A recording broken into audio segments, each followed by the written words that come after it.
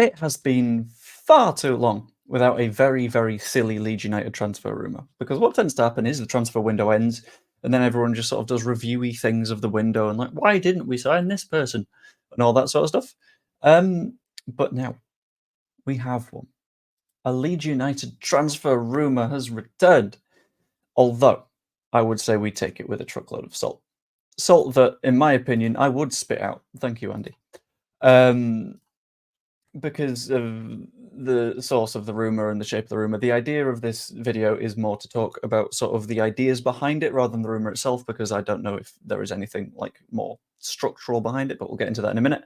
But the Whites look tipped to make an 8-figure move. The general disclaimer is this has come from some vibey, Spursy conversations, which I'll get into in a minute. But that means don't pay too much attention to it. It's not necessarily going to happen, but I think it could signal a big part of our transfer strategy next season. So it vaguely goes on about Manor Solomon's future. Manor Solomon has been discussed by many a Tottenham content creator and various websites and journalists and stuff like that as someone that is a very, very good footballer, clearly incredibly talented. But, and there's always that but, Spurs fans seem to view him as someone that is potentially not going to be right for them for the long term. Looking at their recent signings, they've got Brennan Johnson in, they've got Heung-min Son on the other flank, they've got Dominic Solanke in, they've got Kulusevski still, and the amount of talent that they have in their side, a lot of people are saying Manor Solomon probably isn't top 6 Champions League sort of quality anymore, or at least right now, and that's what Tottenham need. Which means that this conversation around Manor Solomon's future is going on, and the general discussion that has been had is if he has a good season at Leeds United this year and we go up, there's a very, very strong chance that Leeds could look at signing him for approximately £10 million. Now, as I said, big pinch of salt. This isn't seemingly based on anything from within the club or significantly wider, but it's more of a case of discussion of how very likely it looks like it could be, like we did with Jack Harrison, and what it means for our strategy going forward. So in terms of how likely it could be, we first need to talk about Spurs' financial position. Spurs, over the last few years, have made vast losses on PSR, profit and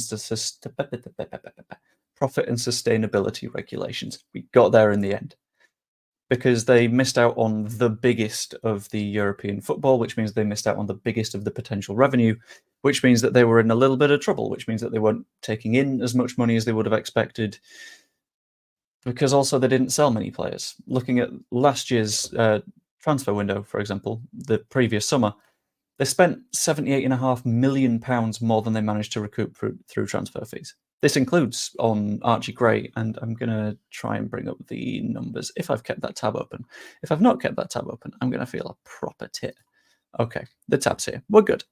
So they brought in Dominic Solanke for, and this is in euros, sorry about that, 64 million euros. Archie Gray, 41.25 million euros. Wilson Odobert from Burnley for about 30. Bergvall for about 10. Min Hyuk Yang for 4.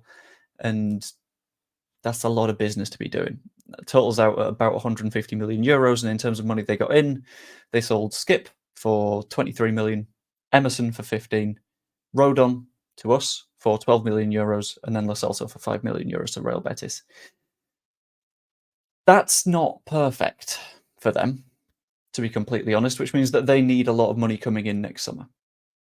So they need to sell players.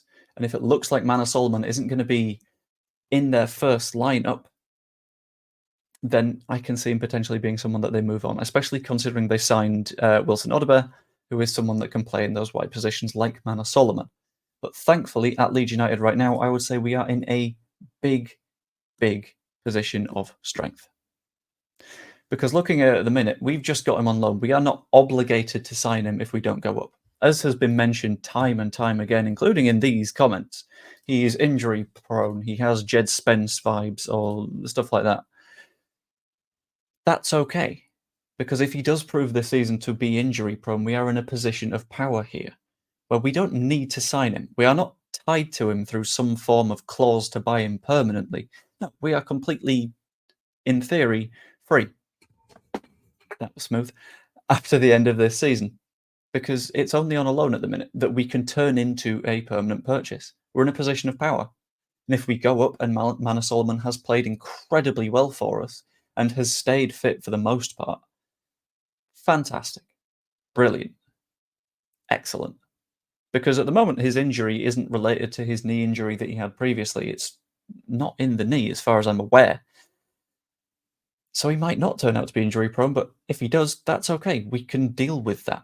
It's completely fine. I think we're in a very comfortable position where we can buy him or we can not buy him. And I think this is demonstrative of the position that the 49ers want to be in going into next summer, where we are able to more effectively plan for the future. So, going into it going forwards, what we dealt with last summer, the summer before, was we were in positions where we weren't really comfortable, where we couldn't make decisions of our own. So, for example, the Weston McKennie deal that we had, if we would have stayed up, we would have had to buy him for 35 million euros. That's a position where we've put ourselves in a spot where we can't make that choice, because we knew that Weston McKennie was not very good for us at all. And if we would have landed up paying that fee for him, that would have been horrible. So we're managing to get into a position where we don't have those decisions made for us ahead of time, where we can plan, where we can make the choices rather than having them made for us by selling clubs. Because at the end of the day, if you are a football club at the moment, what you ultimately need to do is position yourself where you make your own choices. Look at Brighton right now. They're in a spot where they have been able to pluck out the best of the Championship. João Pedro, for example. Jorginho Rutter, as another example. Basically, because the other clubs don't have a choice. Because they are in the Championship, or there are release clauses. And they're able to pluck quality players from their clubs without dealing with any problems at all, because they're in a position of control. And when it comes to selling players as well, they've been really intelligent with that. If there are release clauses, they're obscenely high, which means they're in a very good negotiating position. As you've seen with the amount of times they've been able to sell players to Chelsea for hilarious sums of money. I'm going to hop over to Brighton's page on Transfermarkt, and it might take me a minute or so because Transfermarkt is never the most responsive of websites. So this could take me a second or two. But you've got to consider the amount of players that have left Brighton for huge sums of money. So let's have a look at all transfers for them. Sold Moise Caicedo for 116 million euros, Alexis McAllister for 42 million euros, Robert Sanchez for 23. Season before that, Mark Cucurella for 65, Basuma for 30-ish, Trossard for 24. All of these players have been profitable for them because they have put themselves in the position where they are able to say, we're okay. We're fine. We don't need to sell to you if we don't want to. That's where we need to be, and that's where I think this season's transfer strategy is ultimately going to put us if we decide to commit to it. Because not having those tight and tough clauses that mean we have to sell or we have to buy gives us financial flexibility and lets us plan better for the future. And hopefully, that'll give us a better plan of staying up once we have gone up. That's the dream anyway.